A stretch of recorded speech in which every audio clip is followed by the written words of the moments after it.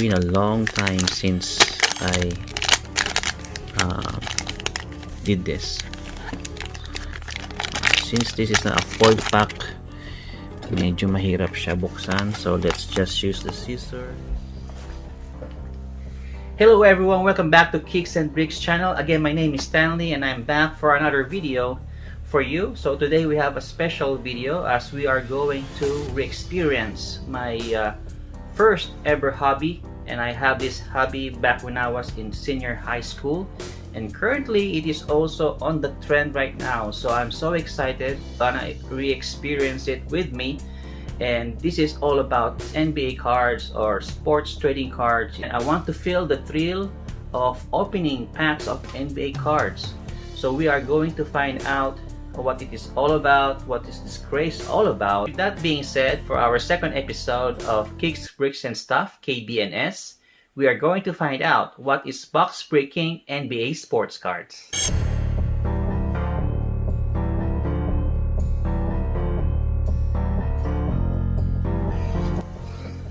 So to start this video, I want to share to you first how did I get myself into NBA cards or collecting NBA cards.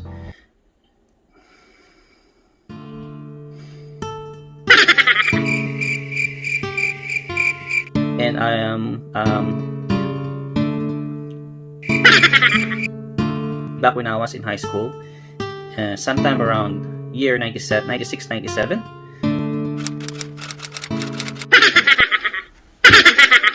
So just before we start this video, I would like to share to you how did I get myself into NBA cards. And as far as I remember, my first exposure into NBA cards was with my first cousin from Australia. And he's buying a pack of NBA cards. He is an NBA fan and Michael Jordan fan. So I know, all I know is that he is just looking for Michael Jordan card on those packs that he bought. And the rest, he probably least of his interest, he gave it to me. That was my first ever experience about the NBA cards. Wala akong idea about NBA cards. I just thought it is just like a text. No? Sa akin, dating text lang yung mga comics, or this time in a basketball images. One time I decided to fix my room, and I have come up of putting all my cards I put them at my wall, and then also the NBA cards. So imagine tinamtax ko yung card sa wall sa kwarto ko. So I have no idea that those cards are not just for collecting, just like what I saw and observed from my cousin. I didn't know that it also has a value, so that you can sell or you can make a profit. Until such time, it became a craze also at our school, so that's when I really engaged into it. Cut story short, I was collecting Michael Jordan, Idol, Grant Hill. Those two are the most prominent that I am collecting. No? I got engaged into it, like I'm buying even a whole box, not a crate but a box set of NBA cards. Back before, it cost me around 2,000 pesos, so that's how much it was before. So I gradually stopped collecting NBA cards when at school, my whole collection of NBA cards on a trapper keeper got stolen. So I know it's very bad.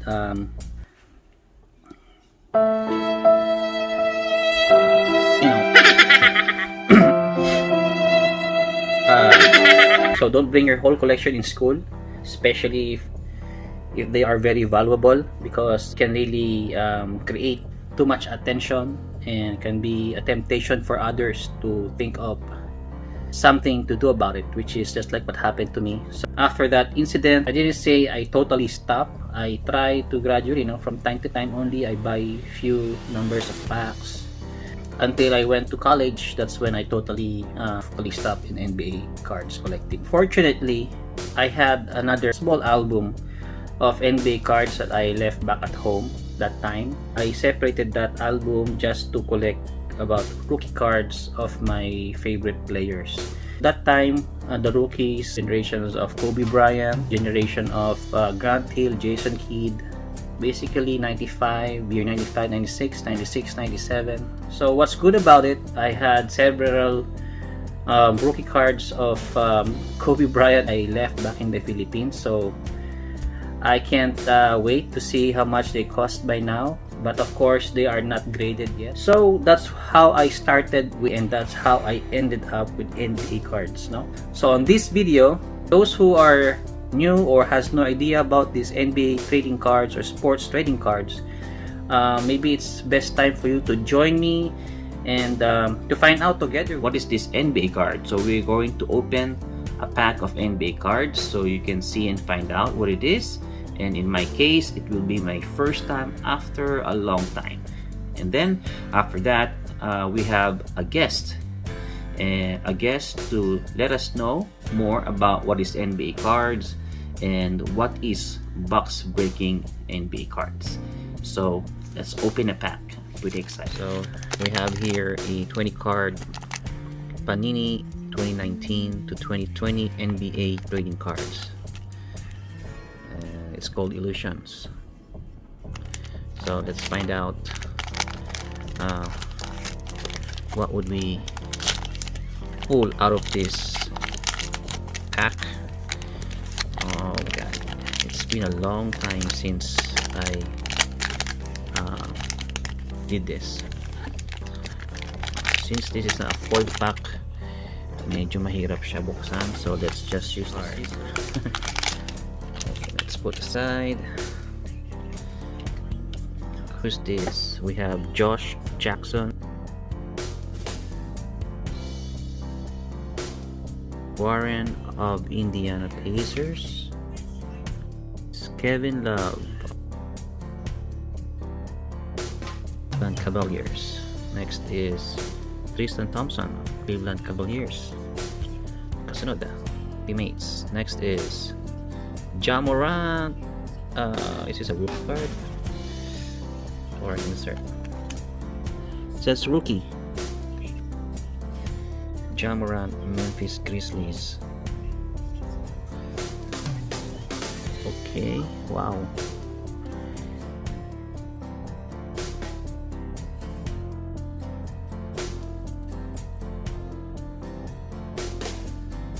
So we have a hit. Ja Morant is the rookie of the year for the year 2019-2020. So that's our first pack. So far it's so good. For the record, here at Kicks and Breaks, for the first time we will have a guest, and this time around this guest is to help us out understand better what is box breaking NBA cards all about. And this is my friend all the way from the Philippines. He is one of the pioneering box breaker NBA cards in the Philippines. His name is no other than Mr. John Webster. Hello John, kamusta? How are you? Hi San, good morning from Manila. I'm thank good. you. I'm actually good for inviting me over to your YouTube channel for and sharing what box breaking is. You have this video about NBA cards. Dahil miski ako personally, I am thrilled, na-excite ako. Bumalik yung alaala ko back when I was in high school.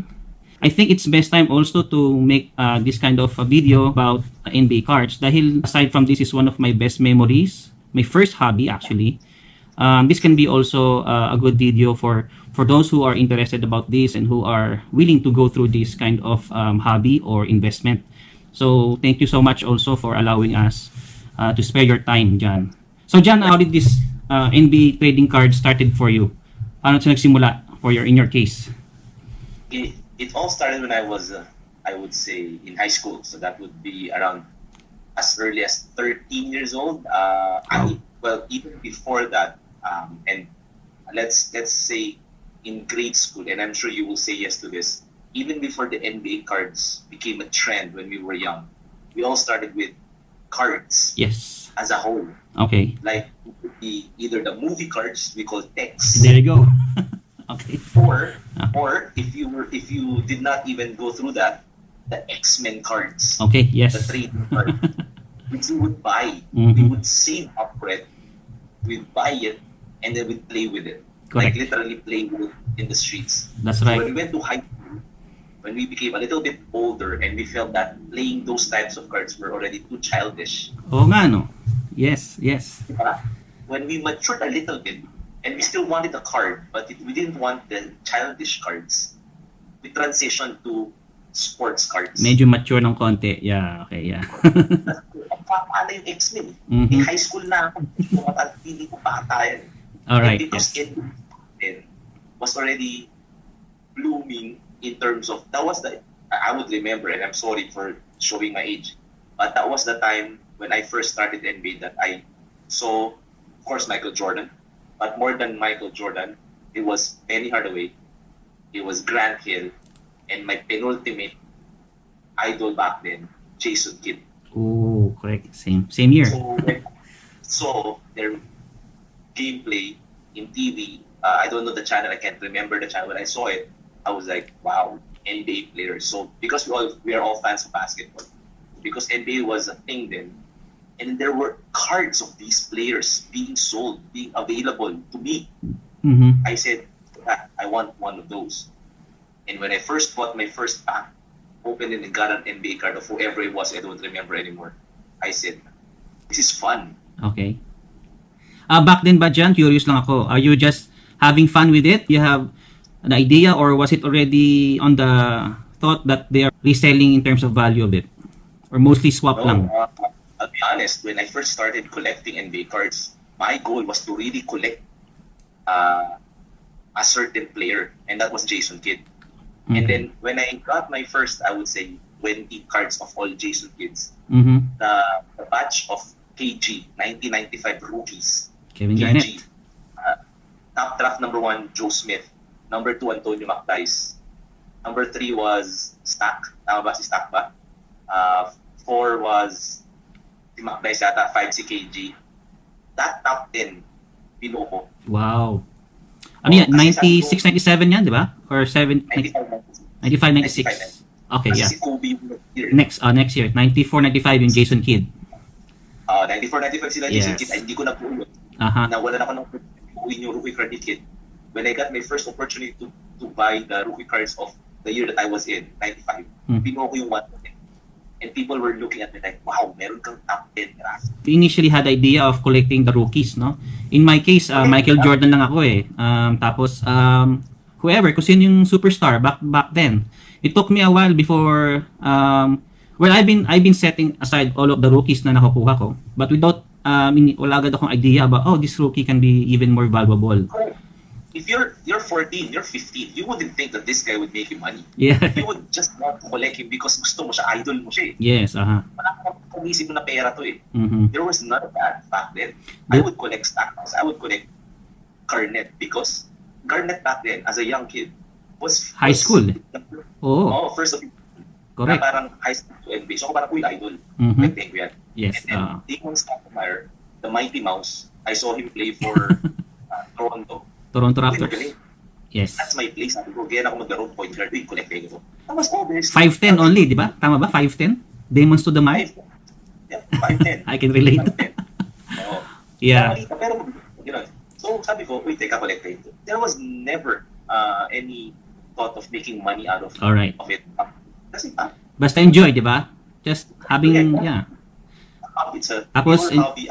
of course, enjoy siya dahil exchange of probably collection or the most is just to trade, di ba? Ayokong NBA cards, yung mga kinukuha ng mga friends ko, sino nga ba si Trial Trios ng pinangulit. Grizzlies. Actually, marami akong bumili ng Joe Smith ko kasi si Joe Smith, number 1 siya eh. Correct, yeah. Diba?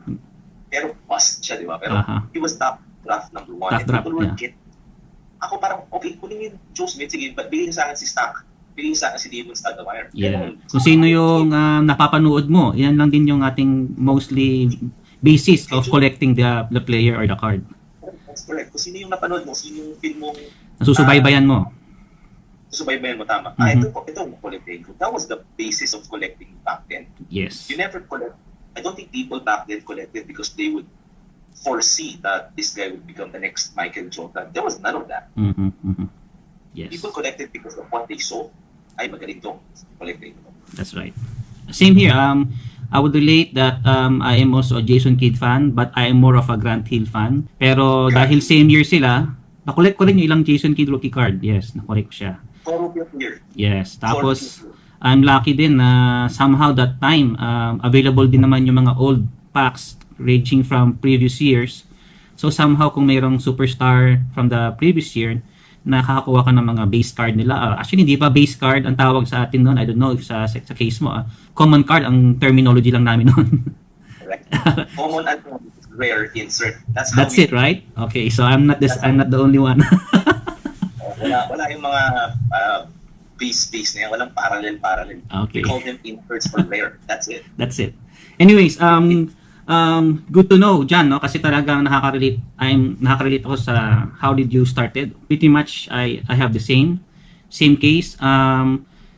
Initially, mayroon akong I also have gone to text, yung mga comics sa atin, naging text, and then X-Men, but yung X-Men cards are mostly not original, just from the market. But we're playing with it, so that's good. Yeah, because when you lose, they get your card. That's it. All you need, ang interest mo lang is to have more card, not really what's on the card, who is the card. No? So as I was sharing, I was decorating my room, tinamtax ko sa wall pati yung mga X-Men cards. So again, with no idea of having this is a valuable card. No, I'm just enjoying with it. Even Michael Jordan card, tinamtax ko yan sa wall ko sa butas kong butas. We just wanna, enjoy it. It's not something for us to make profit about it yet. But anyhow, why is this NBA sports card or trading cards is on the trend right now? That was 20 years ago. We were talking a while ago. And how or why did it started become popular this time around? Do you have any idea or can you say something about this? Yes, I would. I'd like to believe that it's the pandemic that caused the trend of people looking to divert their focus, their boredom into indoor sources of entertainment.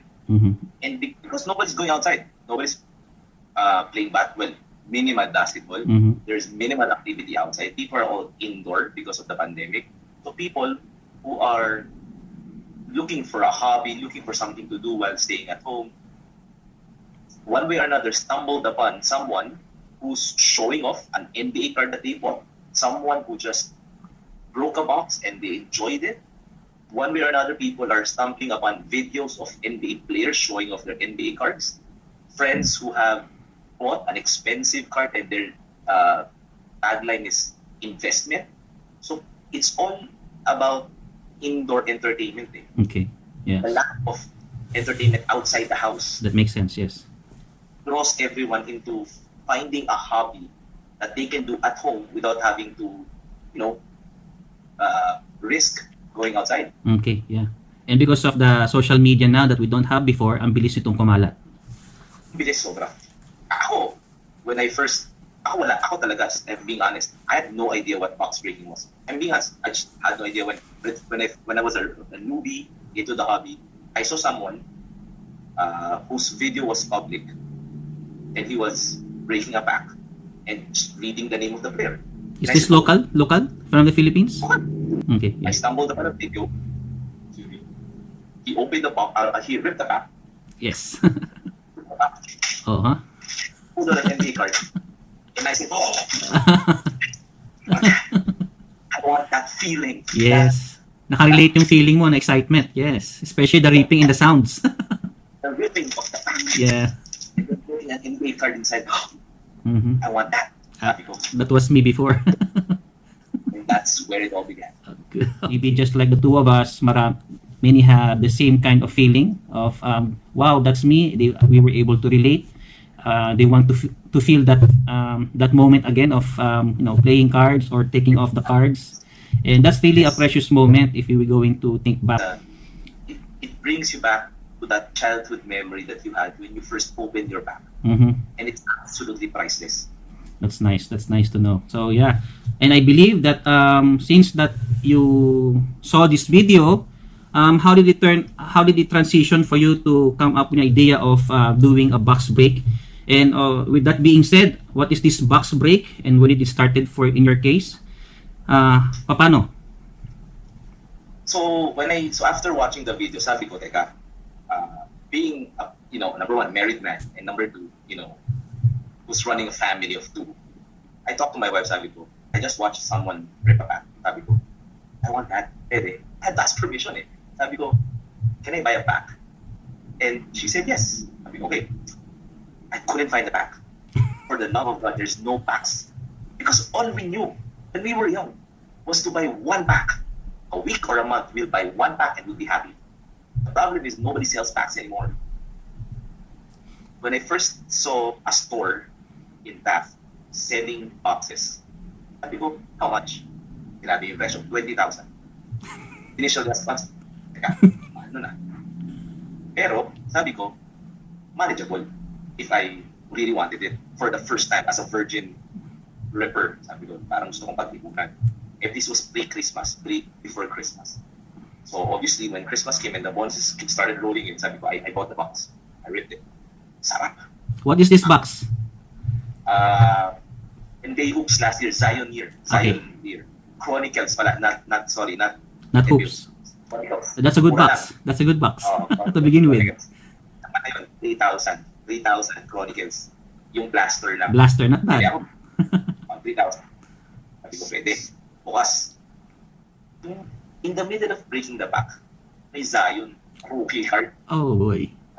Next, may Jamoran, rookie card. Sabi ko, teka. Nakaka-addict pa. Sabi ko, teka lang 3,000. Nung tinignan ko, paano ba magbenta nito? May value ba to? Yan. And Zion was already making noise. Okay. And Jamoran won rookie of the year. December, so start of the season. Mm-hmm. Zion's first full year, and he was already playing. And obviously, Jamoran won rookie of the year before. Teka, I hit them in a box. I paid 3,000. I sold them both for I think 4,000 or 5,000. Each? The two. They combined For both, okay. Sabi ko sa wife ko, I just made money selling 2 cards. Eureka! And so sabi ko, okay, so this can be something. So eventually, after buying boxes, all personal, mind you, all personal breaks. Okay, yeah. Naramdaman ko na. Mabigat. This is going to drain up my finances. So I started looking around, people who are selling probably 1 pack or 2, selling cards individually, wanted to do a trade. I started joining FB groups, selling my loot of non-Zion, non-Jamoran cards. Least of your interest. Yeah. Eventually, I hit a LeBron. Eventually, I hit a Luka. Eventually, I hit a Trae Young. I don't like them. Pero I know I can sell them. So I sold them. Eventually, in one of the FB groups, a public video came up. Someone was saying or selling, hey guys, I'm doing a box break. If you want to join my box break, these are the slots open. Please join. I read through what it was. I was just curious. I mean, box break. I have to know what this is. I read about it. I actually joined that box break. I forgot what team. I think I got Indiana, which everybody will eventually understand that it's not a good team to have. But hindi mo naman kaya kontrolin eh. It's not. I got Indiana. I said, ganun pala. And then I put 2 and 2 together and said, if I'm going to buy a box, rather than me continuously buying boxes, sali na lang ako ng box breaks. So sumali ako. I joined. Oh my God, I cannot count how many box breaks I joined that I shelled out money. I wanted to join. And later, I'll show you, or if you have a picture of it, I already sent it to you. One of the box breaks I joined, I eventually hit an auto of Zion. Zion, okay. I'll insert it here. Okay, good. On-card auto. Yeah, insert na. What card is this? Anong brand? Encased. Encased. Wow. Yes, the same that one you just ripped a while ago. Yes, sir. Nice. It was an encased Zion auto, and the card number was number 1. In the NBA card world, that's called a jersey number, meaning the card that you have and the jersey number of the player are the same. It's 1 out of 10. Nice. And that fetched a high price tag. Okay, that's a good So when I got input. that card, it allowed me to be known in the local NBA card scene as the guy who won the Zion. And when I won and people saw me win, I started, my inbox suddenly said, oh sir, I heard you won in a box break. I also have a box break, sali ka. And then another one. These are random people who I don't know. Mm-hmm. And then I said to myself, so there's a lot of box breakers pala. And they're all doing the same thing. I have friends who never heard of a box break. Maybe I can invite them. Maybe I can let them join my group. And that's where it all began. Kasi Okay. ang dami pala. Yes. Dami naman talaga na mag-break ka ng box and share the hobby. Mhm. So that's where it all began. Sabi ko pa, teka, dami ko palang friends na, kasi pinost ko yung Zion ko eh. And people were becoming curious. Oh, Webster, nag-NBA cards ka na pala ngayon. Naman ako pa yan. Ang daming tanong eh. Ang daming people na curious. It's ko naman on the other side of the fence. Pwede ko palang gawin tong box break. Why not? Yes. And then one thing rolled into another. I studied a little bit of the mechanics and the flow of the break. And soon enough, I got my first one out of the way. And now I just finished my 20th. Box break. Congrats. Nice. Ang galing ganda ng storya mo. I'm somehow able to relate in a way, but of course I'm not into box break. But before, it was a trend about the sneakers, and I think you know that I also did like a sneaker raffle for Yes. quite some time, and I feel also excited for you when I saw your box break, and I said, wow, you're doing good actually, no? And as I keep on watching your video stream, it's really exciting, and I feel glad that, oh wow, that's good. It's a good entertainment for me, and I'm glad that your players, your community is also growing. It shows that everybody is into it from the past, or just even if newbie, or they are all into NBA basketball or also in NBA cards. So in short, John, if you could somehow help us out, how does this back breaks works ba, and who and why are the people are getting into these NBA sports trading cards? If you could explain it somehow for us Alright, and for the viewers. So the basic is We just had a great talk with Mr. John Webster. It was a very informative talk about NBA sports cards and box breaking, which we will gonna find out on our next episode here at KBNS, Kicks, Bricks, and Stuff, featuring box breaking NBA sports cards. If you like this video, please don't forget to hit the thumbs up button and like it. And if you like this channel, please subscribe. And again, my name is Stanley, and I'll see you again on our next video. I'm out for now. See you!